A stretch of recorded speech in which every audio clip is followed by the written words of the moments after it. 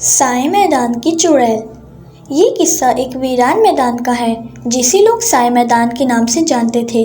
پرانے وقتوں میں یہاں ایک نیک ولی اللہ حضرت سائے محمود بابا رہا کرتے تھے۔ وہ دن رات اللہ کی عبادت میں مشغول رہتے، لیکن گاؤں والوں کا کہنا تھا کہ جب رات ہوتی تو میدان میں ایک عورت کی چیخیں سنائی دیتی۔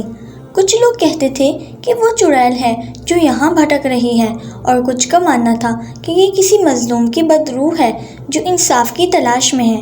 لیکن سب سے زیادہ خوفناک بات یہ تھی کہ جو بھی رات کے وقت سائے میدان میں داخل ہوتا وہ واپس نہیں آتا۔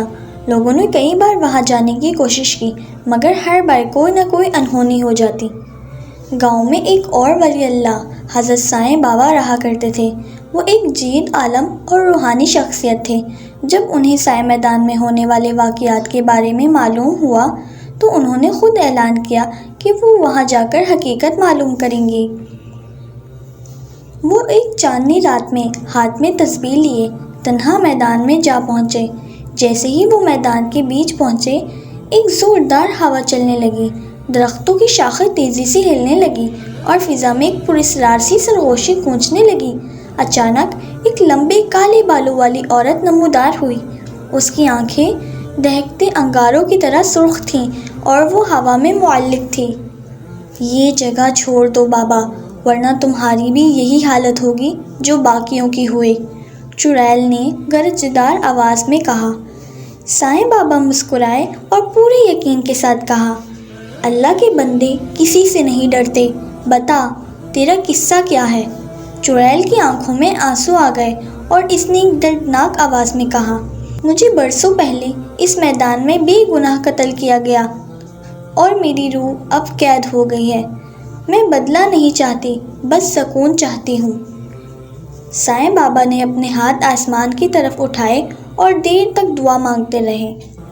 جیسے ہی انہوں نے ختم قرآن پڑھ کر اس کی مغفرت کے لیے دعا کی تو آسمان سے ایک نورانی روشنی نازل ہوئی جس نے پورے میدان کو روشن کر دیا۔ اسی وقت غیبی طاقتیں سائے بابا کی مدد کو آ گئیں اور میدان میں ایک عجیب سا نور بکھرنے لگا۔ چڑیل کے چہرے پر خوف کے آثار نمایاں ہو گئے۔ چڑیل نے ایک زوردار چیخ ماری اور دھیرے دھیرے سفید دھوئیں میں تحلیل ہو گئی۔ اگلی صبح گاؤں والوں نے جب میدان دیکھا تو وہ پہلے جیسا خوفناک نہیں لگ رہا تھا۔ وہی جگہ جو صدیوں سے نحوست میں گھیری ہوئی تھی اب سکون اور نورانی ماحول میں بدل چکی تھی۔ لوگ سمجھ گئے کہ سائے بابا کی دعا نے میدان کو آزاد کر دیا۔ گاؤں والوں نے خوشی خوشی سائے بابا کا شکریہ ادا کیا، لیکن جب وہ بابا جی سے ملنے گئے تو حیرت ہوئی کہ وہ وہاں نہیں تھے۔ ایسا لگتا تھا جیسے وہ بھی اپنی ذمہ داری پوری کر کے کہیں غائب ہو گئے ہیں۔ کہتے ہیں کہ اس دن کے بعد سائے میدان میں کبھی کوئی چڑیل یا آسیب نظر نہیں آیا، بلکہ وہاں اب لوگ عبادت اور ذکر اذکار کے لیے جایا کرتے ہیں، اور سائے بابا کا ذکر آج بھی لوگوں کی زبان پر ہے، مگر وہ دوبارہ کسی کو نظر نہیں آئے۔